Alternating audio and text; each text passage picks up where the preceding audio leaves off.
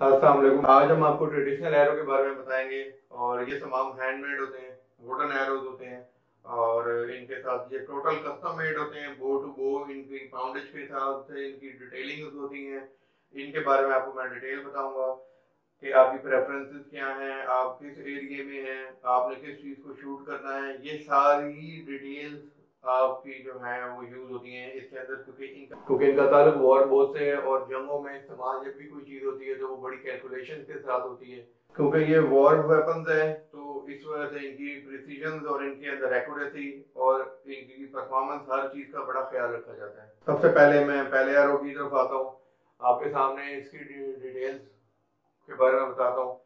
तो ये जो है वुड में बना हुआ है, ये हार्ड वुड में तैयार किए जाते हैं। एरो के पार्ट्स के बारे में आपको पहले बता देता हूँ कि ये वुड आपको जो नज़र आ रही है, ये इसका शाफ्ट है, आगे इसका ब्रॉड हेड है, पीछे ये फ्लैचिंग्स हैं, ये जो पर आपको नज़र आ रहे हैं, और फिर आखिर में इसकी ये नोक है जो डोरी के अंदर आप कमान की डोरी में डाली जाती है। इसका शाफ्ट जो सा है ये 200 स्पाइन का शाफ्ट है जो तकरीबन 100 एलबी की बोझ तक यूज़ किया जा सकता है। इसको आगे ब्रॉड हेड लगा हुआ है, ये मैं आगे वीडियो में डिटेल में आपको सारे ब्रॉड हेड्स के बारे में बता दूंगा। लेकिन ये बेसिकली अगर हंटिंग पॉइंट ऑफ व्यू से बात करें तो ये बिग गेम के लिए यूज़ होता है। और आप देख रहे हैं कि ये वुड जो सी है इसके अंदर इंसर्ट हुई हुई है, उसके बाद हमने इसके ऊपर बाइंडिंग की है। ये आप आगे बाइंडिंग देख रहे हैं ताकि इसका जोड़ जो है वो मजबूत हो, ये निकल ना सके। इसी तरह पीछे ये जब इसको हम लोगों ने पर लगाए हैं, इसको फ्लैचिंग्स कहते हैं, ये यहाँ भी इसके ऊपर बाइंडिंग आपको दोनों तरफ नजर आ रही है। इसको फाइनल पे हम लोगों ने लेकर किया हुआ है, पॉलिश हुआ हुआ है। और ये वुड जो सी है इसको अमेरिकन मलबरी है। ये पाकिस्तान का जो शतूत है ये इतना हार्डनेस में नहीं आता। ये अमेरिका में जो दरख्त लगते हैं शतूत के, ये वो लकड़ी इम्पोर्टेड वुड होती है। ये इम्पोर्ट होकर यहाँ पाकिस्तान आती है और फिर हम इससे ये एरोज बनाते हैं। अगले एरो की तरफ जाते हैं। ये बैम्बू का एरो है। इसके अंदर भी अगर आप देखेंगे पीछे फ्लैचिंग में तो यहाँ भी बाइंडिंग हुई हुई है और इधर ऊपर भी बाइंडिंग हुई हुई है, और इसके आगे इसका इंसर्ट के साथ ये लगा हुआ है एरो हेड, ये टारगेट प्रैक्टिसिंग का लगा हुआ है। बैम्बू के एरोज उनसे इनका स्पाइन कम होता है, ये इसका स्पाइन 700 स्पाइन है। तो जितना भी स्पाइन बड़ा होता जाएगा एरो उतना ही लो पाउंडेज की बो के लिए यूज करना मजबूरी होती है। 30 पाउंड 40 पाउंड से अगर आप ऊपर जाएंगे तो ये शाफ्ट इसका टूट जाएगा। ये बैम्बू चाइनीज बैम्बू है, ये पाकिस्तान में नहीं आता और इस वजह से पाकिस्तान में इसकी प्रोडक्शन जो सी है वो कोई भी यूँ नहीं कर सकता। आप अगर देखेंगे तो ये बहुत ही स्ट्रेट है। जो पाकिस्तान में बैम्बू आते हैं वो स्ट्रेट नहीं होते, वो उनकी प्रोफाइल डिफरेंट होती है, वो अपने यहाँ से पतले होते हैं और अपने नॉट के पास आकर मोटे हो जाते हैं। मगर आपको मैं आगे डिटेल में भी इसका जूम भी दिखा दूंगा। आप देख सकते हैं कि ये एरो बिल्कुल स्ट्रेट एरो है। ये देखें आप, ये बिल्कुल स्ट्रेट है, इसमें कहीं भी आपको बेंड नहीं फील होगा। अगले एरो की तरफ जाते हैं। ये एरो आपके सामने जो आ रहा है ये एशवुड में बना हुआ है। तो एशवुड भी एक अच्छी वुड है और एशवुड के अंदर बनाना जो है ये एक अच्छी चीज़ है, मगर इसकी जो स्ट्रेंथ है एशवुड की वो इतनी ज़्यादा नहीं है। इसी वजह से आप इस एरो को 35 से 40 पाउंड या 45 पाउंड तक अगर हम लोग शाफ्ट को बड़ा कर दें, मोटा कर दें जिस तरह ये पहले एरो में है, तो ये ज़्यादा से ज़्यादा 55-60 पाउंड तक जो है बो को बर्दाश्त कर लेगा। अगर इससे ज़्यादा आप यूज़ करेंगे तो ये टूट भी जाएगा।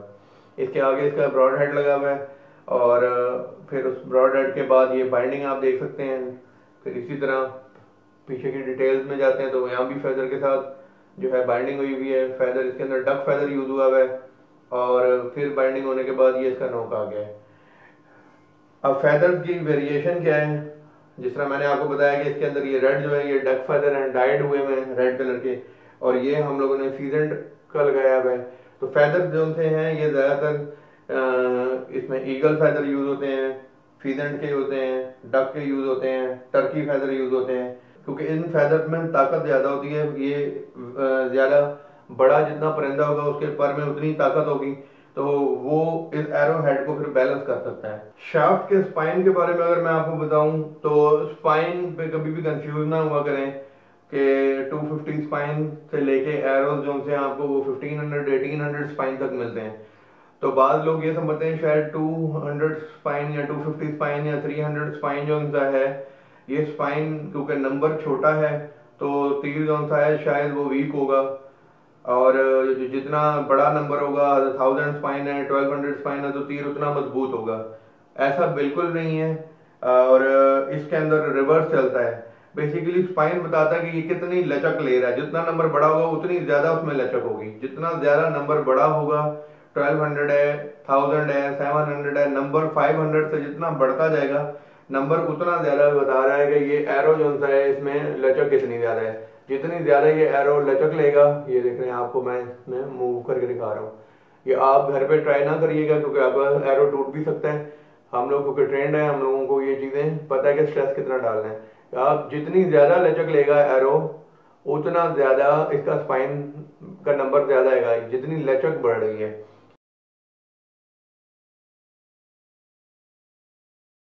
तो आप जब भी एरो लें तो अपनी बो की पाउंडेज के हिसाब से लें। मैं आपको इसके बारे में चार्ट भी अपलोड कर दूंगा, आप उधर भी देख सकते हैं कि कौन सा स्पाइन किस बो की पाउंडेज के लिए यूज होता है। तो हमेशा एक बिल्कुल वो एरो अपने लिए बाय करें, रैंडम बाय ना किया करें कि कौन सा सस्ता मिल रहा है वो ले लूं, कौन सा महंगा मिल रहा है वो रहने दूं। आप बल्कि बो के चार्ट्स होते हैं कि आपकी बो की जो पाउंडेज है उसके अगेंस्ट कौन सा एरो आप यूज कर सकते हैं, उसमें मैक्सिमम मिनिमम की रेंज दी होती है। तो आपको ये आइडिया हो जाता है कि मैं इसको मैक्सिमम कितने स्पाइन तक जाऊं और मिनिमम कितने तक जाऊं, तो मेरी परफॉर्मेंस बो की नहीं कॉम्प्रोमाइज होगी, तीर टूटेगा नहीं। इस वक्त आपके सामने ये टेबल है जो स्पाइन की और बो की पाउंडेज के बारे में आपको बताता है। जब भी आप स्पाइन को सिलेक्ट करते हैं तो एरो की लेंथ भी इम्पोर्टेंट है, इसी तरह आगे जो उसका एरो हेड है वो भी इम्पोर्टेंट है, और बो की जो ड्रॉ वेट है वो भी इम्पोर्टेंट है। ये सारी चीज़ों को आपने ध्यान में रखना होता है। तो ये चार्ट जो उनसे है बिगनर्स के लिए भी और प्रोफेशनल के लिए, सबके लिए ही बहुत सूटेबल है। इसमें आप लेफ़्ट पे अगर देख रहे हैं तो लेफ़्ट के ऊपर ड्रॉ वेट बो उसकी दिखाई जा रही है, और फिर इसी लेफ़्ट कॉलम में ऊपर लिखा हुआ है पॉइंट वेट।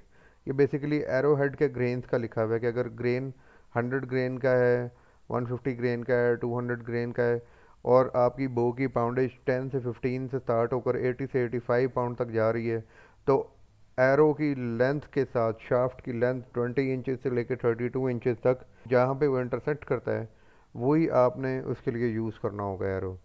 अगर आप एरो गलत सेलेक्ट करते हैं तो उसके रिज़ल्ट में आपका शाफ्ट टूटने का ख़तरा होता है। फॉर एग्ज़ाम्पल आपकी बो की पाउंडेज 40 से 45 है, तो 30 इंच का अगर आप एरो यूज़ कर रहे हैं तो आपका स्पाइन 300 होना चाहिए।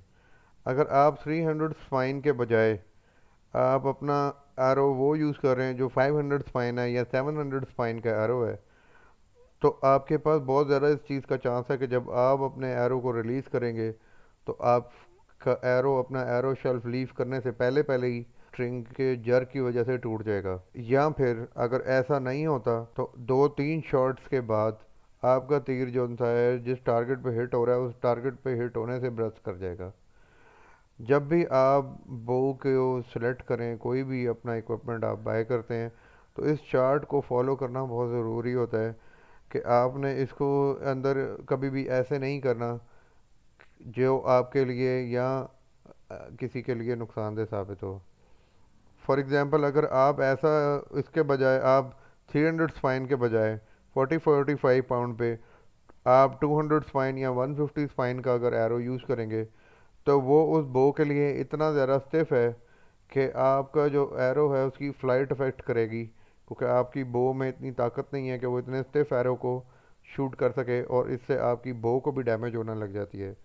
बो इससे लाउड हो जाती है। अगर आप ज़्यादा स्टिफ एरो यूज़ करेंगे तो बो लाउड भी होगी, और बो जो सी है बाय टाइम उसकी लिम्स पे इसका इम्पैक्ट ज़्यादा आने की वजह से लिम्स भी डैमेज हो सकती हैं, और लॉन्ग रन में हो सकता है कि बो की लिम्स टूट जाएं। लेकिन अगर आप ऐसा एरो यूज़ कर रहे हैं जो उसके लिए सजेस्टेड स्पाइन नहीं है तो उस सूरत में फिर एरो डैमेज होता है। बेहतर ये होता है कि जब भी आप अपने लिए बो को ख़रीदते हैं तो आप अपनी बो की पाउंडेज के हिसाब से इस चार्ट को फॉलो करें, और अपने लिए जब भी एरोज़ मंगवाएं इसके चार्ट के मुताबिक बाय किया करें। आप कभी भी प्राइस की तरफ फोकस ना करें कि लो प्राइस में कौन सी चीज़ अवेलेबल है, या हाई प्राइस की तरफ ना जाएं। बल्कि आप अपनी बो के चार्ट को फॉलो करें ताकि आप किसी भी किस्म के हादसे से महफूज रहें। बाजू का तीर टूट भी सकता है अगर आप गलत फाइन यूज करेंगे, और वो तीर टूट कर आपके हाथ में भी जा सकता है। मैं इसकी भी तस्वीरें अपलोड कर दूंगा ताकि आपको आइडिया हो जाए कि इनके नुकसान के साथ तक हो सकते हैं। तो आप इन चीज़ों के लिए केयरफुल रहें, और जो है इसके जो एथिक्स हैं, जो इनके प्रिंसिपल्स हैं, उनको फॉलो करें। इस वक्त इस तस्वीर में आप देख सकते हैं कि जब भी स्पाइन अगर आप कम यूज़ करें तो एरो शेल्फ आपने जब अपने हाथ में बो को पकड़ा हुआ है और एरो से आप शूट करें तो स्ट्रिंग रिलीज़ करने पे बाद औक़ात शाफ्ट जो सा है वीक होने की वजह से या माइनर क्रैक होने की वजह से, क्योंकि वो पहले ही कमज़ोर होता है, आप उसको बार बार शूट कर रहे होते हैं टारगेट पे हिट होने की वजह से, उसके अंदर बिल्कुल माइक्रो लेवल पे क्रैक्स जो हैं वो आते जा रहे होते हैं। और वो क्योंकि इंसान नेकेड आई से इतना क्लियर उसको नहीं देख सकता बजाय चेक किए, तो होता क्या है कि वो जब आप शूट करते हैं तो रिलीज़ करते ही बाज़ औक़ात तीर वहीं पे टूट जाता है, और जिस मोमेंटम से वो वहाँ से चलना शुरू होता है वो आपके हाथ की तरफ अगर डायरेक्शन ले ले, इस तरह वो आपके हाथ को डैमेज कर देता है। और इस तरह का केस बड़ा सीरियस होता है, इसके अंदर हाथ की पूरी सर्जरी करनी पड़ती है, और अगर वो हड्डी तोड़ दे तो हड्डी टूटने की सूरत में भी जो है मज़ीद कॉम्प्लिकेशन बढ़ जाती हैं। तो आप लोग अपना भी ख्याल रखें और इन चीज़ों को लाइट मत लें। वीडियो की लेंथ बहुत ज़्यादा हो रही थी, इस वजह से हमने इस वीडियो को दो वीडियोज़ में स्प्लिट किया है, और आप अगला पार्ट देखना ना भूलिएगा। बहुत शुक्रिया। अस्सलाम वालेकुम।